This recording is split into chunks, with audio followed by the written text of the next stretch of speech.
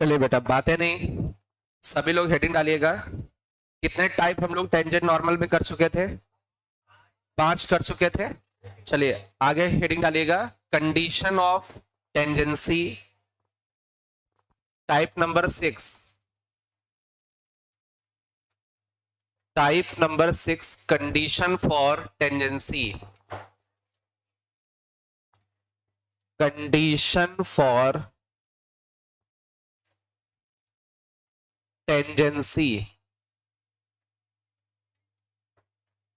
Condition for tangency. Condition for tangency.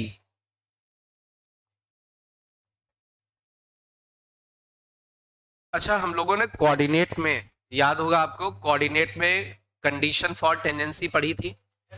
हर एक chapter में पढ़ी थी, चाहे वो पैराबोला हो, सर्कल हो, इलिप्स हो या हाइपरबोला हो। अच्छा, एक चीज थोड़ा सा अनाउंस करना था। आप लोगों की आई थिंक पैराबोला की वर्कशीट प्रैक्टिस नहीं कराई है, नहीं कराई, वो तो बेसिक कराई है। एक काम करना है आज आपको, जितना भी पैराबोला है रूम पे जाओगे रिवाइज कर लोगे, ठीक है? क्योंकि पैराबोला के जो मेन क्वेश्चंस हैं वो प्रैक्टिस नहीं हुए हैं। तो आज आप जाओगे अपने रूम पे, पैराबोला अच्छे से रिवाइज करोगे। शाम को 8 से 9 जो मेरा क्रैश कोर्स वाला होता है, उसमें 8 से 9 वाले में मैं पैराबोला के क्वेश्चंस की प्रैक्टिस कराऊंगा। लेकिन वो क्वेश्चंस तभी समझ में आएंगे जब आपने उसको रिवाइज कर रखा होगा, नहीं तो वो क्वेश्चंस आपको समझ में नहीं आएंगे। आज के जो क्वेश्चंस होंगे उनके लेवल थोड़ा सा ज्यादा होंगे, और उसमें कहीं भी पैराबोला का कहीं से कुछ भी उसका यूज करा सकते हैं। मे बी सर्कल इलिप्स का भी यूज हो सकता है, लेकिन कोशिश करेंगे उसमें पैराबोला के इंडिविजुअल क्वेश्चंस रहे, जिससे कि आप लोग उसको कर सको। क्योंकि मेंस में इंडिविजुअल क्वेश्चंस ही आएंगे, वो मिक्स नहीं करेंगे। आ रही बात समझ में? तो आज आपको किसको रिवाइज करना है, जाकर के रिवाइज करना। और 8 बजे किसकी प्रैक्टिस कराऊंगा? पैराबोला की, जिससे कि आप उन क्वेश्चंस को रिजल्ट कर सकें। कोशिश करेंगे 1 घंटे में 20 से 25 क्वेश्चन हम लोग कर सकें प्रैक्टिस, और अच्छे क्वेश्चंस करें, ठीक है? तो ये आज का आपका वर्क रहेगा, वो आपके लिए इंपॉर्टेंट होगा। क्योंकि हाँ, जो मैंने कल लेक्चर क्रैश कोर्स में कराया था उसके जैसा 90% चांस है कि मेंस में क्वेश्चन एक आएगा। हर साल का पेपर उठा के देखो, वैसा क्वेश्चन आता ही आता है। बट हम लोग की पैराबोला, इलिप्स, हाइपरबोला की प्रैक्टिस छूटी हुई है, इसलिए पहले हम लोग वो कर लेते हैं। क्योंकि शायद मैराथन क्लास यदि ली तो कोऑर्डिनेट की प्रीवियस ईयर के एक तरफ से पूरे 6-7 घंटे में सारे चैप्टर निपटा डालेंगे। मतलब प्रीवियस ईयर के क्वेश्चन कराएंगे, मतलब पढ़ाना कुछ नहीं होगा उसमें, केवल प्रीवियस ईयर कराएंगे, ठीक है? इसलिए वो वर्कशीट इंपॉर्टेंट है, जब हम लोग उसको कर पाएंगे तभी वो हम लोग पीवाईक्यू कर पाएंगे। चलिए इसी पर बेस्ड हम लोग कुछ क्वेश्चंस लेते हैं। सीधे सीधे ये कोऑर्डिनेट में आपको पढ़ा रखा है तो वहीं से हम लोग उठा लेते हैं। हेडिंग क्वेश्चन लिखिएगा, फाइंड, आप सभी लोग क्वेश्चन लिख लें। फाइंड कंडीशन, फाइंड कंडीशन, मैं भी लिख दे रहा हूं, find condition, find condition such that, find condition such that px plus qy, px plus qy plus r that is equal to, is tangent to curve, is tangent to curve, is tangent to curve y equal to x square, y equal to x square। इसकी condition बतानी कि ये जो line है क्या बन जाए, tangent बन जाए किसी कर्व पर, दैट इज इक्वल टू 0। अच्छा, मेरी बात समझना बेटा, इसमें एक नोट लेंगे, लिखना कुछ भी नहीं, थोड़ा सा रिवाइज करते हैं। एक नोट है, मान लीजिए, बहुत ध्यान से देखें, कोई एक 2 डिग्री कर्व दे रखा है। एक कौन सा कर्व है? 2 डिग्री कर्व है, वो पता नहीं कौन सा है, 2 डिग्री कर्व। अब 2 डिग्री कर्व कौन कौन से हो सकते हैं? जैसे सर्कल, पैराबोला, इलिप्स और हाइपरबोला।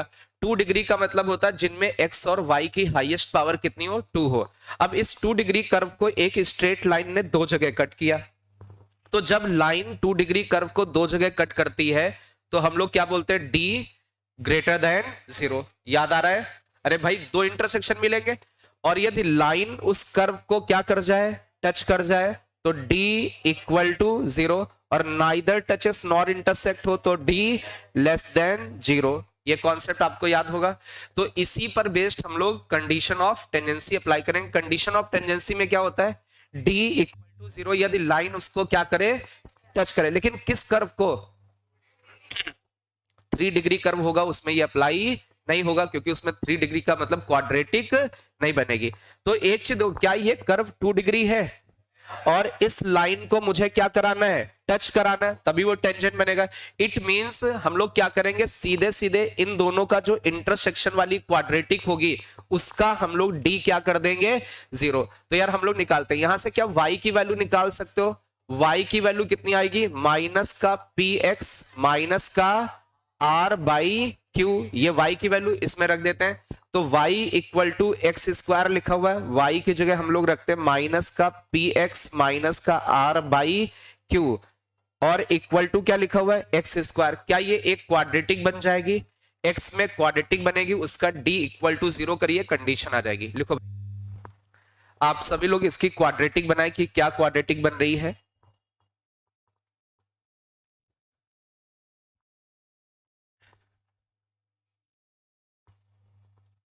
कर लीजिए इसको स्पीड में।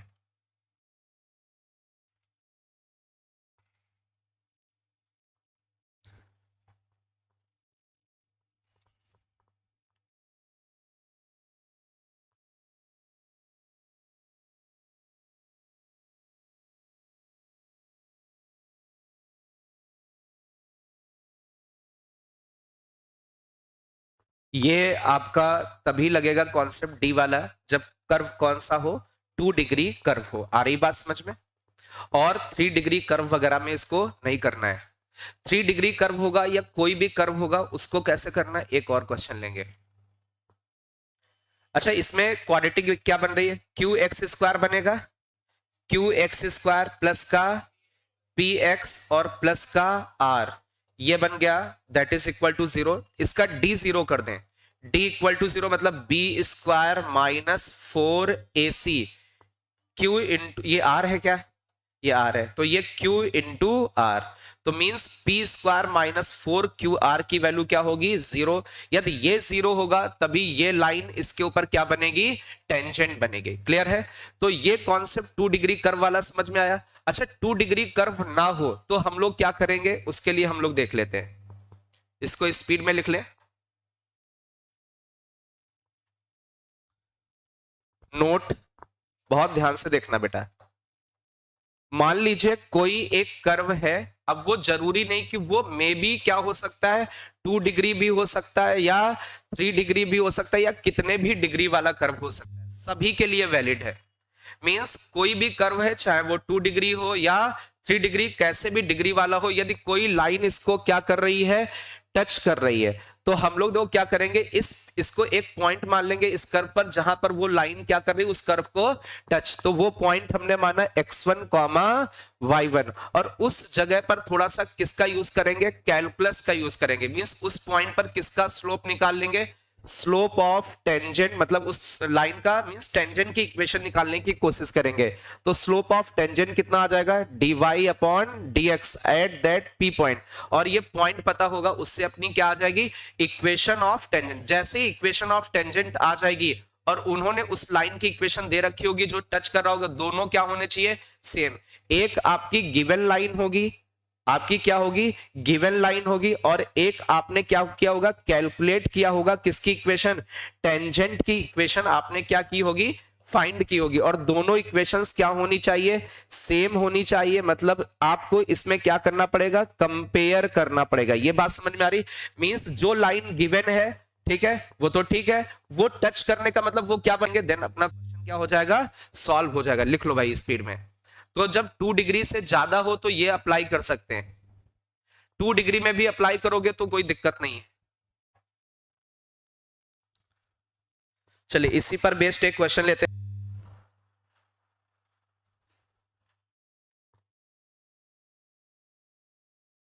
If line x into cos alpha plus y into sine alpha equal to p touches the touches the curve x into y equal to a square, x into y equal to a square, then find value of 4a square into cos alpha into sin alpha इसकी value निकालनी है। अब देखिए यहां पर एक चीज और हम लोग थोड़ा सा, एक ये तो नोट हो गया, इसकी भी मदद से कर सकते हैं, या एक और तरीका हम लोग यहीं पर सीख लेते हैं। अच्छा, ये एक्चुअल में कौन सा कर्व है? 2 डिग्री है क्या? 2 डिग्री कर्व है। अच्छा, 2 डिग्री कर्व में मेरी बात समझना, ये जो भी अपना कर्व है रेक्टेंगुलर हाइपरबोला, बट हम लोग ऐसे कुछ मान लेते हैं, ये एक कोई कर्व है, इसके ऊपर हमें क्या मानना पड़ेगा? एक पॉइंट मानना पड़ेगा। अब आप क्या करोगे? कैलकुलस का यूज करोगे भाई, डिफरेंशिएशन कर लेंगे तो dy अपॉन dx आ जाएगा, और पॉइंट पता, स्लोप पता, तो इक्वेशन आ जाएगी। बट आपको याद होगा 2 डिग्री कर्व में यदि कर्व के ऊपर पॉइंट गिवन है तो रिप्लेसमेंट भी दे देते थे। तो एक ये भी मींस जो चीज हमें आसान लगे, ठीक है, वो हमें करना है भाई। मान लीजिए हम लोग रिप्लेसमेंट नहीं कर पाते तो हम लोग सीधे dy अपॉन dx वाला कर लेते भाई। क्यूब वाला, क्यूबिक होता है, क्यूबिक में तो रिप्लेसमेंट नहीं होता, तो पॉइंट पता, dy अपॉन dx निकाला, इक्वेशन आ गई टेंजेंट की। बट हमें तो ये पता है कि भाई जब 2 डिग्री होता तो एक्स स्क्वायर को किससे रिप्लेस करते हैं? x1 x, और वाई स्क्वायर को किससे रिप्लेस करोगे? y1 y से, और x को किससे रिप्लेस करोगे? x प्लस x1 बाई 2 से, और y को किससे रिप्लेस करोगे? y प्लस y1 बाई 2 से। यदि x इंटू वाई लिखा हुआ है तो x y1 plus y x1 by 2 से रिप्लेस कर दोगे, डायरेक्ट आपको किसकी इक्वेशन मिल जाएगी? टेंजेंट की। आई थिंक ये कैलकुलस से भी आसान हो गया। तो ये 2 डिग्री है तो वहीं पर लगेगा, 3 डिग्री वाले में तो मजबूरी कैलकुलस लगाना, क्योंकि उसमें रिप्लेसमेंट नहीं कर सकते, तो डायरेक्टली टेंजेंट की हम लोग इक्वेशन निकाल लेते हैं। तो यार बहुत ध्यान से देखो, ये लिखा हुआ है कर्व की इक्वेशन है x into y equal to a square. तो यार x इंटू वाई को किससे रिप्लेस करोगे? x y1 plus y x1 by 2 से, इक्वल टू में क्या लिखा हुआ है? A square. This is the equation of, अरे भाई यही तो इक्वेशन ऑफ टेंजेंट हो जाएगी। अरे बोलो भाई, जैसे रिप्लेस करोगे आपको टेंजेंट की इक्वेशन मिल जाएगी। तो इसको सॉल्व कर लीजिए, इसको ये सॉल्व करें तो x y1 plus y x1 that is equal to 2a square. अच्छा, ये अपनी टेंजेंट की इक्वेशन हो गई, और इन्होंने टेंजेंट दे रखा है भाई, ये लाइन क्या करनी चाहिए? टच करनी चाहिए। तो x के साथ कितना लिखा हुआ है? cos अल्फा, y के साथ कितना है? sin alpha, that is equal to p। तो ये अपनी लाइन क्या बनने वाली है? टेंजेंट बनने वाली है। तो हम लोग इसको कंपेयर कर लें। कंपेयर कैसे करते हैं? अरे बोलो भाई, x का ऊपर कोफिशिएंट कितना है? y1, नीचे कितना है? cos alpha, that is equal to ऊपर y का कोफिशिएंट x1, नीचे कितना? sin alpha, that is equal to ऊपर कांस्टेंट कितना? 2a स्क्वायर, नीचे कितना? p। तो अभी यहां से हम लोग निकाल सकते हैं भाई, कुछ सॉल्व कर सकते हैं। यार यहां से हम लोग x1 और y1 की वैल्यू निकाल लें, और x1 y1 कर्व को क्या करेगा? सेटिस्फाई, कुछ ना कुछ वैल्यू निकल के आ जाएगी। तो यार यहां से देखें हम लोग x1 की वैल्यू कितनी निकल के आएगी? 2a square sine alpha by p। और यदि y1 की वैल्यू देखें तो y1 की जो वैल्यू निकल के आएगी 2a square cos alpha by p। We know that अपना जो ये कर्व है इसी के ऊपर तो ये पॉइंट लाइव कर रहा है, तो ये पॉइंट इसको क्या करेगा? सेटिस्फाई। तो x1 y1 that is equal to a square. तो x1 की वैल्यू आपको पता है 2a square sine alpha upon p, और y1 की वैल्यू भी आपको पता है 2a square cos alpha by p that is equal to a square. तो यहां से अपनी जिसकी वैल्यू निकालनी थी वो निकल के आ जाएगी। इस स्पीड में इसको कैलकुलेट कर लें।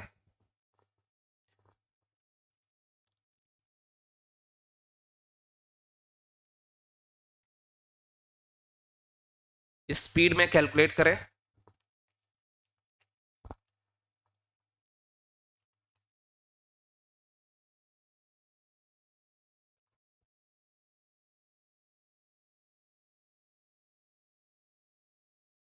ए स्क्वायर से ए स्क्वायर चला जाएगा, 2 2 जा 4 हो जाएगा, 4 ए स्क्वायर बचेगा sine alpha cos alpha p into p square इधर चला जाएगा, that is equal to p square. तो वैल्यू निकल के आ रही वो क्या आ रही है? पी स्क्वायर वैल्यू निकल के आ रही है। तो ये वाला रिप्लेसमेंट वाला आपको याद रखना है। रिप्लेसमेंट भी कर सकते थे, कैलकुलस का भी यूज कर सकते थे, सेम इक्वेशन आती। आप ये dy अपॉन dx निकालें, उसमें x की जगह x1, y की जगह y1, तो स्लोप आ जाएगा, पॉइंट पता, तो यही सेम इक्वेशन आएगी। आप इवेलुएट करके देखें, सेम इक्वेशन आएगी, फिर कंपेयर कर दीजिए। बट यहां पर एक चीज और रिवाइज हो गई, ये रिप्लेसमेंट वाला। ये रिप्लेस केवल केवल कहां लगेगा? 2 डिग्री वाले में। 3 डिग्री वाले में क्या लगाएंगे? कैलकुलस ही अप्लाई करेंगे। चलिए इसके आगे इसको थोड़ा सा स्पीड में लिखें। कंडीशन फॉर नॉर्मल, सभी लोग हेडिंग डालिएगा, condition for normal. Type number कौन सा हो जाएगा? 7। कंडीशन फॉर नॉर्मल, नॉर्मल होने के लिए condition, condition for normal.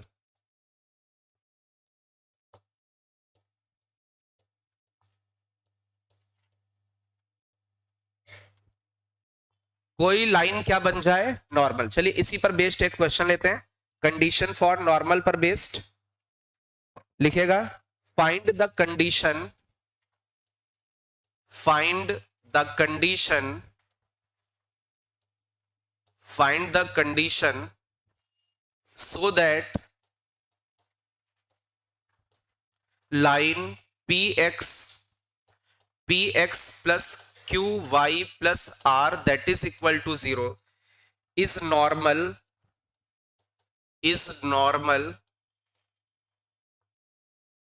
to the parabola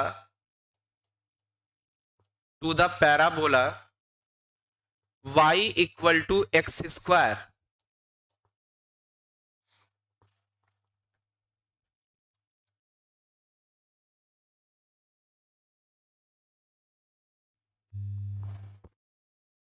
चलिए एक काम करिएगा, इसमें आप लोग कैलकुलस का यूज करो, यूज कैलकुलस, कैलकुलस का यूज करें आप लोग। नॉर्मल की इक्वेशन निकालें और नॉर्मल की इक्वेशन गिवन है, कंपेयर कर दीजिए। अरे भाई इसी इक्वेशन को नॉर्मल बनाना है, तो ये नॉर्मल की इक्वेशन उन्होंने दे रखी है और हम लोग नॉर्मल की इक्वेशन निकाल ले, किसी जनरल पॉइंट पर कंपेयर कर देंगे। मींस ये कोई पैराबोला है, इसके ऊपर एक ये P पॉइंट ले लीजिए, P point is x1 comma, या पैरामेट्रिक पॉइंट ले ले, पैरामेट्रिक पॉइंट ज्यादा आसान रहेगा। अरे बोलो भाई, इसमें x की जगह क्या मान ले? अल्फा, तो y की जगह अल्फा स्क्वायर। पैरामेट्रिक पॉइंट तो सिंगल वेरिएबल बचेगा, आसान हो जाएगा। इस वाले पॉइंट पर मुझे किसकी इक्वेशन निकालनी? नॉर्मल की। तो टेंजेंट का मतलब होता वो लाइन जो इसकी इक्वेशन को क्या करे? टच। और नॉर्मल का मतलब होता वो लाइन जो टेंजेंट के क्या हो? परपेंडिकुलर हो। ये नॉर्मल हो गया। तो हम लोग अभी यहां पर सबसे पहले तो dy अपॉन dx निकाल लेते हैं। तो we know that y equal to कितना गिवन है? X square. तो dy अपॉन dx आपका कितना आ जाएगा? dy upon dx is 2x। तो x की वैल्यू कितनी है? अल्फा। तो इस पॉइंट पर कितना मिल जाएगा? 2 अल्फा। तो ये स्लोप निकल के आ गया। भाई ये जो P पॉइंट है उस पर जो आपका स्लोप होगा, किसका ये स्लोप है? टेंजेंट का। तो यार यहां से हम लोग किसका स्लोप निकाल सकते हैं? नॉर्मल का। अब परपेंडिकुलर लाइन का स्लोप कैसे निकालते हैं? ये जो लिखा है इसका साइन चेंज कर दीजिए और रेसिप्रोकल कर दीजिए, तो ये किसका स्लोप आ गया? नॉर्मल का। अब नॉर्मल का स्लोप पता, पॉइंट पता, तो इक्वेशन आ जाएगी y माइनस y1 का मतलब alpha square, that is equal to slope -1 upon 2 alpha x minus point का x कोऑर्डिनेट कितना? Alpha. This is the equation of normal. इसको थोड़ा सिंप्लीफाई कर दीजिए, इस फॉर्म में लेके आइए, कंपेयर कर लीजिए। इसको इधर क्रॉस मल्टीप्लाई कर दें तो 2 alpha y minus 2 alpha cube that is equal to minus x plus का अल्फा, ये बचेगा। इसको उधर लेके जाते हैं तो x प्लस 2 अल्फा y, और ये उधर जाएगा माइनस का 2 alpha cube minus alpha that is equal to 0। अभी ये किसकी इक्वेशन हो चुकी है? This is the equation of normal, और नॉर्मल की इक्वेशन आपको गिवन है px plus qy plus r that is equal to 0। Compare कर दीजिए x के कोफिशिएंट का ratio 1 upon p that is equal to 2 alpha by q that is equal to minus 2 alpha cube minus alpha by r। यहां से आप alpha की value निकाल लीजिए। तो अल्फा की वैल्यू देखोगे तो अल्फा की वैल्यू कितनी आ जाएगी? Q अपॉन 2P आ जाएगी, ये अल्फा की वैल्यू, इसको इसके इक्वल कर दीजिए, इक्वल करोगे तो यहां पर बनेगा माइनस का 2 अल्फा क्यूब माइनस अल्फा, और ये इधर चला जाएगा, that is equal to R by P हो जाएगा। अल्फा की जगह वैल्यू रख दीजिए, माइनस का 2 अल्फा की जगह Q अपॉन 2P का होल क्यूब माइनस अल्फा की जगह Q upon 2P that is equal to R by P। ये कंडीशन निकल के आ जाएगी, इसको सिंप्लीफाई कर लीजिए, स्पीड में कर लो भाई। तो आई थिंक ये समझ में आ गया होगा। मींस ये तो 2 डिग्री है, इसमें तो कोई दिक्कत नहीं, 3 डिग्री होता बिल्कुल सेम फॉर्मेट, या डीवाई अपॉन डीएक्स तो पॉइंट पे निकाल ही सकते हो, पॉइंट पे डीवाई अपॉन डीएक्स निकाला, पता पॉइंट पता, इक्वेशन आ गई, कंपेयर कर लिया, चाहे वो टेंजेंट हो चाहे नॉर्मल हो, दोनों का ये सेम फॉर्मेट रहेगा।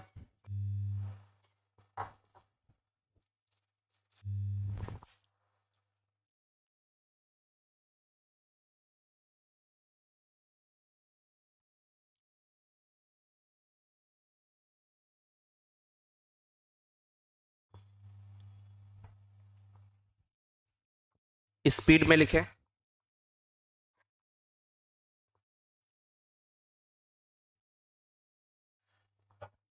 टेंजेंट नॉर्मल आज आपका ये खत्म हो जाएगा, इसके बाद इसमें स्टार्ट करेंगे एप्लीकेशन ऑफ इंटीग्रल। ठीक है, एक इंटीग्रेशन की एक प्रॉपर्टी बची हुई है जो कि मैंने संडे को नहीं पढ़ाई है, तो वो लेक्चर भी एक पढ़ाना है मुझे। ठीक है, एक लेक्चर आपका इंटीग्रेशन का छूटा हुआ है,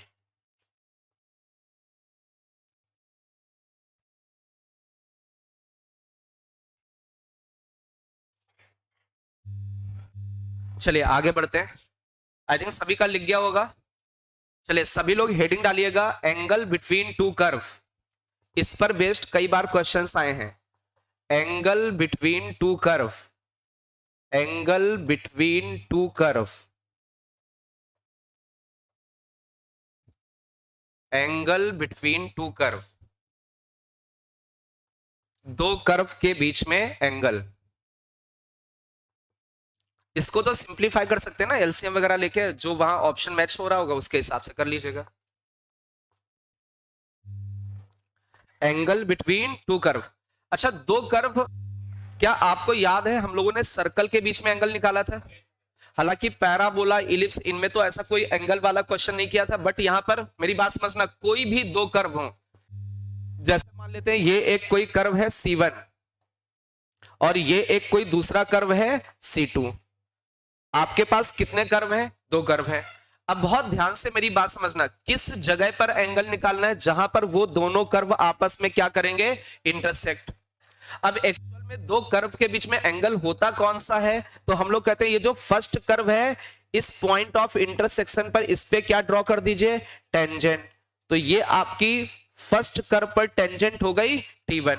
अब ये दूसरा कर्व आपको दिख रहा होगा, पॉइंट ऑफ इंटरसेक्शन पर, उस पॉइंट पर दूसरे कर्व पर आप टेंजेंट ड्रॉ कर दीजिए, तो ये दूसरा टेंजेंट हो गया दूसरे कर्व पर, ये T2 हो गया।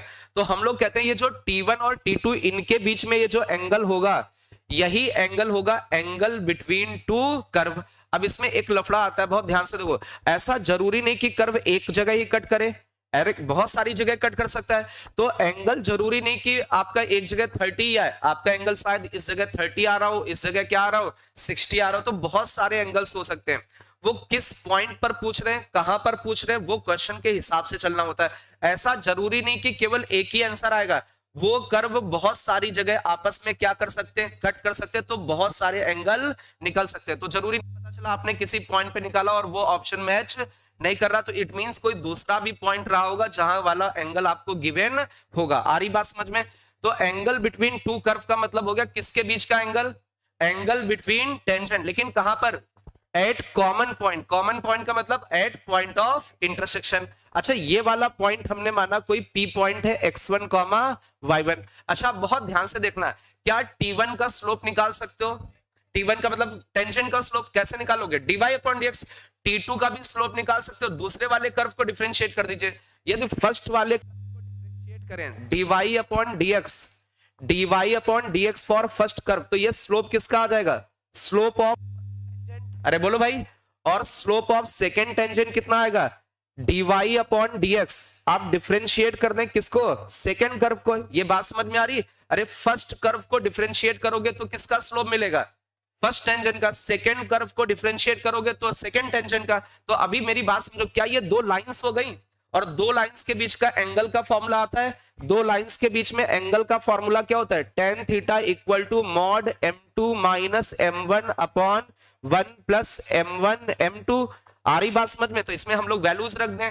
Ten theta equal to dy upon dx, dy upon dx for first curve minus dy upon dx for ये सेकेंड कर्व कर दे रहे हैं, minus first curve upon 1 plus dy upon dx for first curve, dy upon dx for second curve. बहुत ध्यान से मेरी बात समझना भाई। m1 का मतलब क्या हो गया? Slope of first tangent. m2 का मतलब क्या हो गया? Slope of second tangent. तो ये slope of second tangent, slope of first tangent, ये slope of first tangent, slope of second tangent, ये फॉर्मूला बन गया। स्पीड में लिखो भाई। मींस सीधे सीधे जहां पर स्लोप था वहां पर क्या पहुंच जाएगा? dy upon dx। This is the angle between two curve. ये एंगल बिटवीन टू कर्व आ जाएगा।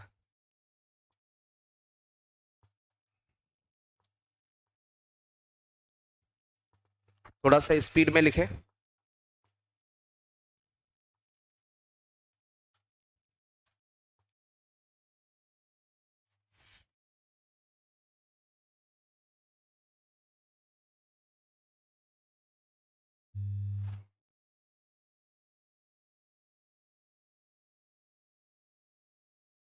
बेटा बातें नहीं आपस में।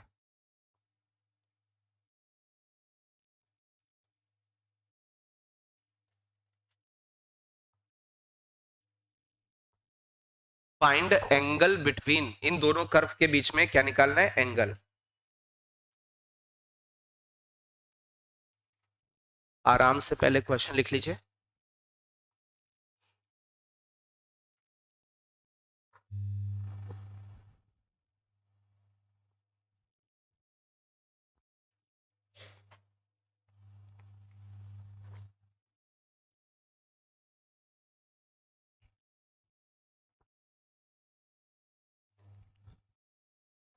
अब आपके पास कितने कर्व हैं? तो जब दो कर्व होते हैं तो सबसे पहले आपको क्या फाइंड करना पड़ेगा? Point of intersection. आपको पॉइंट ऑफ इंटरसेक्शन निकालना पड़ेगा। मींस इन दोनों कर्व को सॉल्व करिए। 2y² equal to x cube और y² इक्वल टू 32x। इनको सॉल्व करके x की और y की वैल्यूज बतानी है। सबसे पहले तो x की वैल्यूज बताओ भाई। कितना होगा? 0, प्लस माइनस 8। पक्का? मींस आपने क्या किया होगा? इसका y² की वैल्यू कितनी है? 32x इस जगह पर रख दी होगी। तो क्यूबिक इक्वेशन बनी। जब क्यूबिक इक्वेशन है इट मींस कितनी x की वैल्यूज आ जाएंगी? 3 वैल्यूज आ जाएंगी। पक्का? देख लो भाई, सही है ये? यार मुझे तो कुछ गड़बड़ लग रहा है। देखो सारी वैल्यूज सही हैं। माइनस वाला नहीं, क्यों माइनस नहीं है? हाँ बिल्कुल, मेरी बात समझो। ये क्वांटिटी हमेशा पॉजिटिव है। इट मींस x कभी भी आपका माइनस में नहीं होगा। आप ऐसे भी तो देखो, दोनों तरफ बैलेंस भी तो होना चाहिए। इधर y² है तो ये कभी माइनस में आंसर देगा नहीं, और यदि आपने x माइनस में दे दिया तो राइट हैंड साइड पे क्या हो जाएगा? माइनस। इट मींस आपका यहां पर x की वैल्यू आपको किसको नेग्लेक्ट करनी है? -8 को नेग्लेक्ट करनी, क्योंकि वो -8 इन इक्वेशंस को कभी भी सेटिस्फाई नहीं।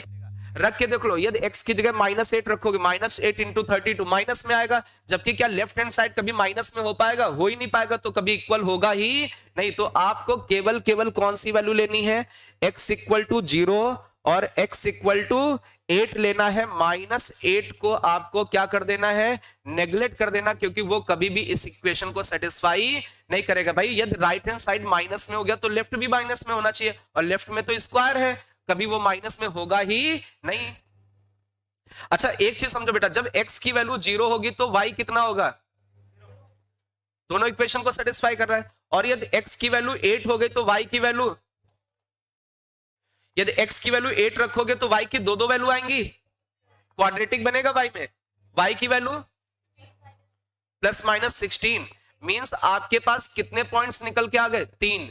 एक पॉइंट आपका पी निकला कौन सा? 0,0। एक दूसरा क्यू पॉइंट मान लेते हैं 8,16 और एक तीसरा आर पॉइंट मान लेते हैं 8,-16। अभी किसी को डाउट हो तो पूछो। तो ये कर्व आपस में कितनी जगह कट करेंगे? 3 जगह। मतलब कितने एंगल ऑफ इंटरसेक्शन बनेंगे? 3 नहीं 6 हो सकते हैं। दोस्त समझो कैसे। मान लीजिए पी पे उनका एंगल आया, एंगल बिटवीन टू कर्व 30 आ गया, तो 30 का मतलब 150 भी तो हो सकता है। एक क्यूट भाई टेंजेंट के बीच में आपने एंगल बोला कितना? 30, तो 150 भी तो हो सकता है। अरे बोलो भाई, तो कितने सोचोगे? 6 तरीके से सोचोगे। भले अपना 3 आंसर निकलेंगे लेकिन उसमें 30 है तो 30 का दूसरा 150 वाला भी हो सकता है। क्लियर है? तो ये थोड़ा सा आपको याद रखनी है। तो अब मेरी बात समझो बेटा, क्या हम लोग पॉइंट निकाल चुके हैं पी? अब जब पॉइंट निकल आया तो दोनों कर्व पे टेंजेंट का क्या निकाल लें? स्लोप निकाल लें। तो दोनों कर्व को डिफरेंशिएट कर दो। फर्स्ट वाले कर्व को ये डिफरेंशिएट करोगे dy/dx ऑफ फर्स्ट कर्व। ये इस वाले फर्स्ट वाले कर्व को डिफरेंशिएट करके dy/dx बताओ कितना आएगा? 3x² / 4y। पक्का? और दूसरे वाले कर्व को डिफरेंशिएट करके dy/dx बताओ। 16/y। पक्का? इतनी बात समझ में आ गई? चलिए अब हम लोग देखना, इसमें 3 केस लेंगे। सबसे पहले एंगल किस पॉइंट पर निकालेंगे? पी पॉइंट पर। तो हम लोग निकालेंगे एंगल एट पी मींस 0,0।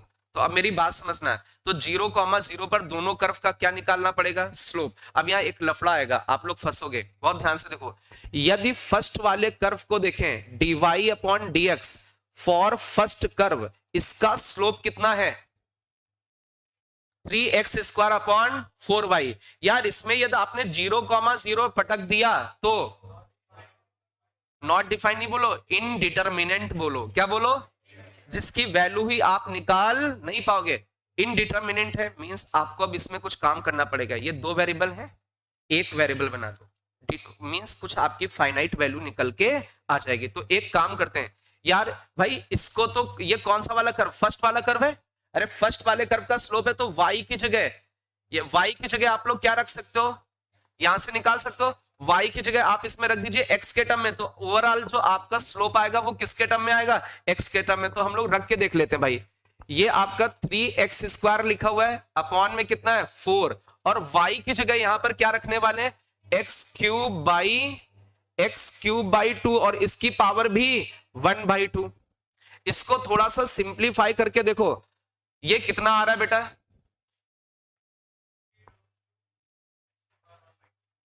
कितना? 3√2 x की पावर 1/2। सभी बच्चे सिंप्लीफाई करके देखें क्या इतना आ रहा है? कहां पर आएगा? अपॉन में आएगा। देख लो सभी लोग, अपॉन में कितना बचेगा? 4 बचेगा। देखो भाई सभी लोग इसको देखें। तो ये चीज समझ में आई? आप कभी कभी फंस सकते हैं। स्लोप कितना हो जा रहा था? इनडिटरमिनेंट। तो जब भी इनडिटरमिनेंट हो तो आपको क्या करना है? 2 वेरिएबल को 1 वेरिएबल बना लेना। ये नोट कर लो, जब भी स्लोप इनडिटरमिनेंट हो जाए तो 2 वेरिएबल को 1 वेरिएबल में कन्वर्ट कर दें, नहीं तो वहां गलती करोगे, सोचोगे यार स्लोप निकला ही नहीं। जब भी स्लोप इनडिटरमिनेंट हो जाए तो 2 वेरिएबल को 1 वेरिएबल में कन्वर्ट कर दें, तो आपकी फाइनाइट वैल्यू आ जाएगी वहां पर। ये नोट करके लिख लें अपनी भाषा में। जब भी टेंजेंट का स्लोप क्या हो जाए? इनडिटरमिनेंट हो जाए, तो उस केस में 2 वेरिएबल्स को सिंगल वेरिएबल में स्लोप को कन्वर्ट कर दें। जैसे इसमें 2 वेरिएबल थे x और y, तो y को भगा दिया तो सिंगल वेरिएबल बचा, तभी आपका स्लोप निकल पाएगा, नहीं तो नहीं निकलेगा। अच्छा, आप किस पॉइंट पर स्लोप निकालना था? 0,0 पर। तो x की जगह 0 रखोगे तो आंसर कितना आ जाएगा? 0। तो स्लोप कितना आया? 0। आई बात समझ में? तो ये जो फर्स्ट कर्व था उस पे टेंजेंट का स्लोप कितना? 0। दूसरे वाले पे निकाल लेते हैं भाई। dy/dx फॉर सेकेंड कर्व कितना? 16। अब इसमें क्या होगा भाई? अरे ये तो 1 वेरिएबल है ना, यदि y की जगह क्या रखोगे, जीरो, यदि किसी को जीरो से डिवाइड करोगे क्या बनेगा, इनफाइनाइट। इसका मतलब ये दोनों टेंजेंट आपस में, अब इतना नहीं बता पाओगे तो गलत है यार। एक्स एक्सिस का स्लोप, एक्स एक्सिस का स्लोप, अरे slope of X axis zero, slope of Y axis, अरे slope of Y axis undefined. इसका मतलब इस तरीके की जो दो लाइन होती हैं, एक का स्लोप जीरो हो, दूसरे का अनडिफाइंड, इट मींस वो आपस में कितना एंगल बनाएंगी, 90 डिग्री। इट मींस यहां पर टेंजेंट आपस में कितना एंगल बनाएंगे, 90 डिग्री। तो कर्व इस जगह पर कैसे होंगे आपस में, ऑर्थोगोनल। ऑर्थोगोनल का मतलब परपेंडिकुलर टू ईच अदर। तो ये पॉइंट भी लिख लो, यदि किसी एक लाइन का स्लोप जीरो है और दूसरे का कितना है, इनफाइनाइट, तो वो दोनों लाइंस आपस में परपेंडिकुलर होंगी। ये नोट करके लिख लो, नहीं तो आप ढूंढते रह जाओगे एंगल जीरो इनफाइनाइट में कैसे निकाले।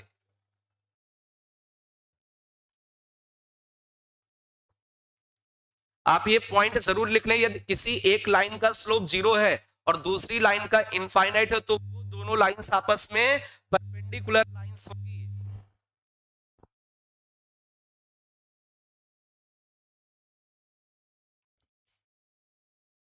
गाली गाली दे रहा है क्या, कि कुछ बेच रहा है।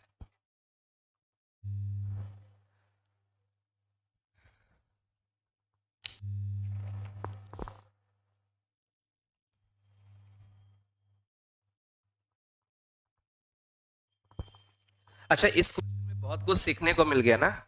इस जगह पर सीखने को मिला कि जब इनडिटर्मिनेंट हो जाए तो वन वेरिएबल, और इस जगह पर भी सीखने को मिला एक का स्लोप जीरो, एक का इनफाइनाइट, मतलब वो आपस में परपेंडिकुलर। क्लियर है, ये बात समझ में आ गई। तो ये बहुत ही अच्छे पॉइंट मिले। अच्छा, एंगल किस पे निकालने अभी, angle at Q point. Q point कितना है, 8,16। तो अभी ये आई थिंक ज्यादा आसान है, या ये वाला कुछ भी कर लो आप। Slope of first dy upon dx, first वाले कर्व पर स्लोप, x की जगह क्या रखोगे 8, y की जगह 16। आई थिंक ये ज्यादा आसान है। 8 का स्क्वायर बाई 16, और ये कुछ कैंसिल वैंसिल करो, कितना स्लोप बचा, 3 बचा। चलिए दूसरे वाले कर्व का स्लोप बताओ, dy upon dx for second curve, x की जगह ये y की जगह 16 रखोगे 1। तो अभी टेंजेंट मींस एंगल का तो फॉर्मूला पता है ना, एंगल का फॉर्मूला क्या बनेगा, tan inverse mod m2 minus m1 upon 1 plus m1 m2। ये बात समझ में आई। तो कितना आ गया, tan इनवर्स, ऊपर 2 बचा नीचे 4, मतलब 1/2,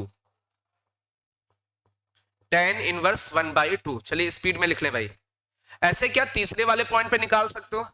चलिए तीसरे वाले पॉइंट का आप आंसर बताओ भाई। आर वाले पॉइंट पर एंगल कितना आएगा ये आपको बताना है। tan इनवर्स करके ही आएगा, लेकिन कितना आएगा,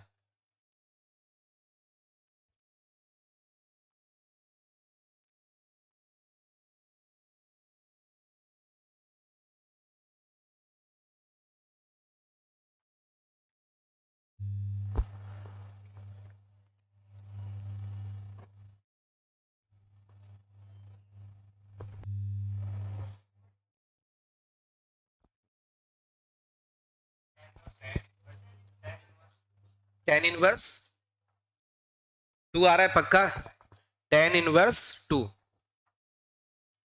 आर वाला पॉइंट कितना है 8 कॉमा माइनस 16।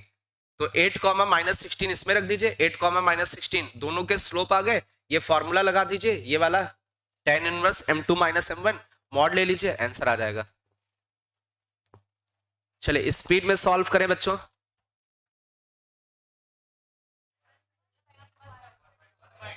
दोनों जगह सेम आएगा,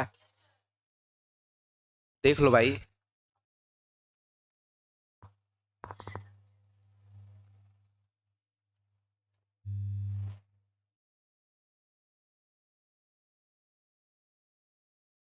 सॉल्व करके देखो।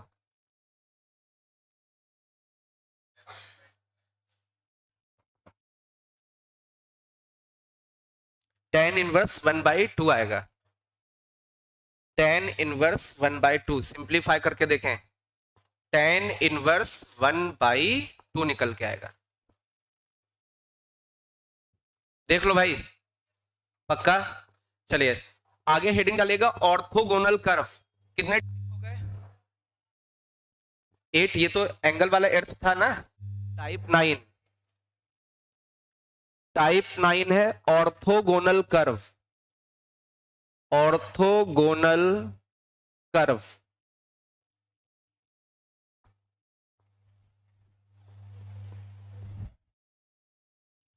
चलिए मेरी बात बहुत ध्यान से अच्छे से समझना बेटा, प्लीज आपस में बात नहीं।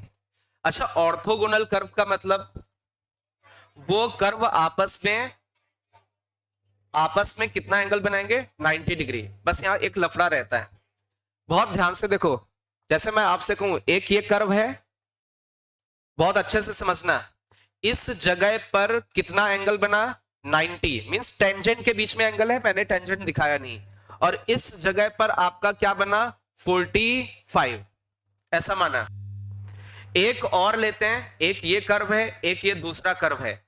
इस जगह पर कितना एंगल बना? 90। और इस जगह पर भी कितना एंगल बना? 90, क्योंकि जहां जहां इंटरसेक्ट करेंगे वहीं तो एंगल देखोगे। अब मेरी बात समझो, क्या ये कर्व आपस में ऑर्थोगोनल?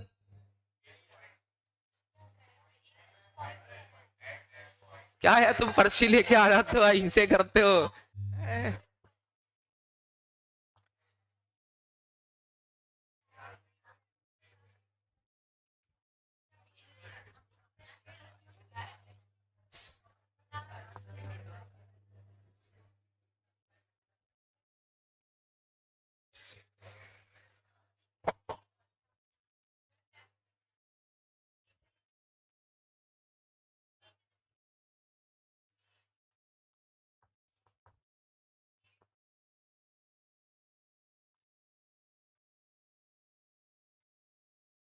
कल कोई क्लासलेस आपको बोली गई है? कोई क्लास नहीं बताएगी?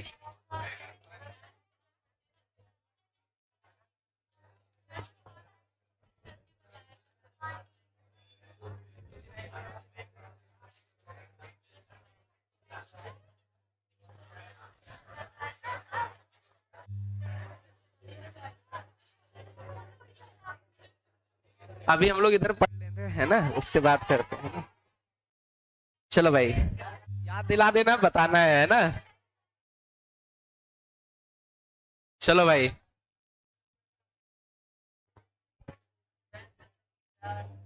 आ जाओ इधर। अच्छा, ये बहुत ध्यान से अच्छे से समझो। क्या ये कर्व, प्लीज बेटा, अब वो छोड़ दो, उसमें क्या है ना। ठीक है, वो ऐसा भी हो सकता है मेरे घर से पर्ची आई हुए है ना, तो तुमको बता दे वे। है? अच्छा, लिखा है। अच्छा, उसमें कुछ टाइमिंग वाइमिंग लिखी ना। अच्छा,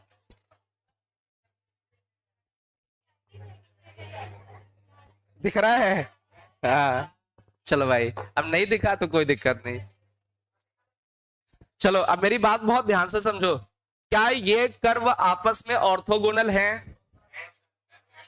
कितने लोग कह रहे हैं? अच्छा, क्या ये कर्व दो ऑर्थोगोनल हैं? ये कर्व क्या है? ऑर्थोगोनल हैं। और ये कर्व ऑर्थोगोनल नहीं है। यदि इस कर्व जितने भी इंटरसेक्शन पॉइंट हैं सभी जगह 90 डिग्री बनाएगा, तभी कर्व ऑर्थोगोनल कहलाएगा। हाँ, बस ये जरूर हो सकता है एट पी पॉइंट ये कर्व कैसे हैं? ऑर्थोगोनल, बट क्यू पॉइंट पर ये ऑर्थोगोनल नहीं है। केवल ऑर्थोगोनल का मतलब क्या होगा? जितने, मेरी बात समझ लो बेटा, ये बहुत इंपॉर्टेंट बात है। ऑर्थोगोनल कर्व का मतलब जितने पॉइंट ऑफ इंटरसेक्शन होंगे सभी जगह 90 डिग्री। आ रही बात समझ? ऑर्थोगोनल का मतलब, ऑर्थोगोनल कर्व का मतलब जितने भी पॉइंट ऑफ इंटरसेक्शन सभी जगह 90 डिग्री। क्या ये ऑर्थोगोनल? नहीं बोलोगे भाई। आप देखें क्यू पॉइंट पर कितना है? 45। इट मींस आप ऐसे बोलोगे सर पी पर तो ऑर्थोगोनल है लेकिन क्यू पर ऑर्थोगोनल नहीं है, जबकि ये कर्व ऑलवेज ऑर्थोगोनल। आई बात समझ में? तो कभी भी ऑर्थोगोनल लिखा होगा क्या सोचोगे? सभी पॉइंट पर परपेंडिकुलर। आई बात समझ में? लिख लो भाई स्पीड में। ऑर्थोगोनल कर्व का मतलब सभी पॉइंट ऑफ इंटरसेक्शंस पर 90 डिग्री बनेगा। ये नोट करके लिख लो। ऑर्थोगोनल कर्व का मतलब होता है, बेटा आपस में बात नहीं, ऑर्थोगोनल कर्व का मतलब होता है सभी पॉइंट ऑफ इंटरसेक्शन पर 90 degree.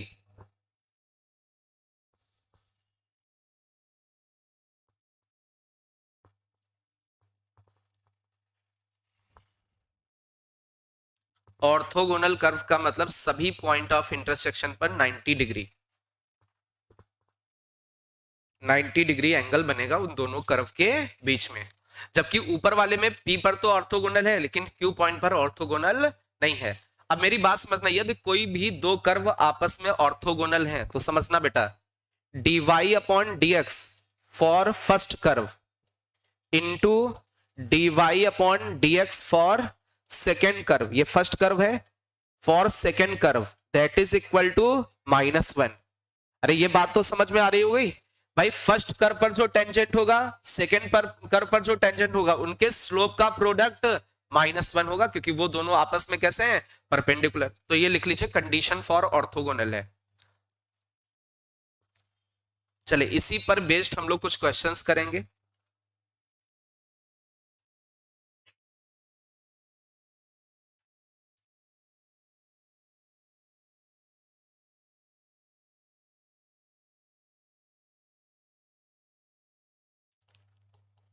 find value of a if curve x square upon a square plus का y square upon 4 that is equal to 1 and y cube equal to 16x cut orthogonally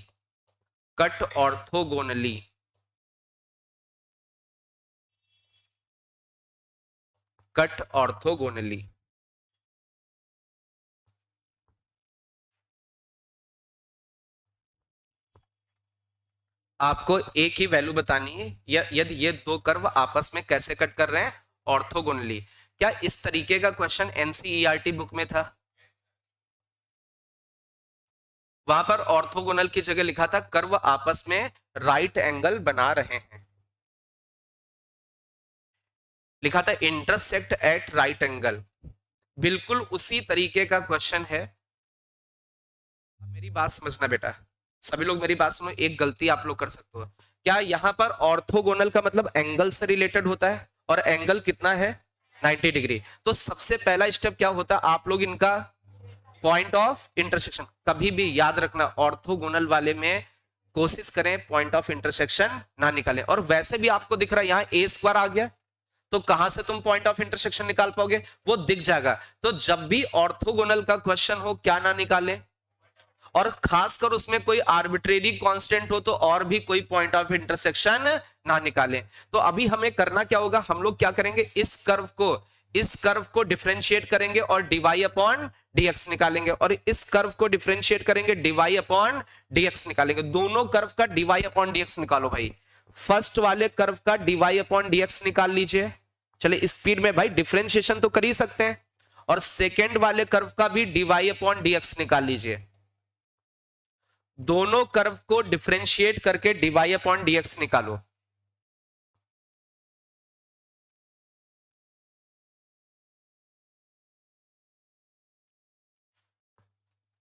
बातें नहीं बेटा,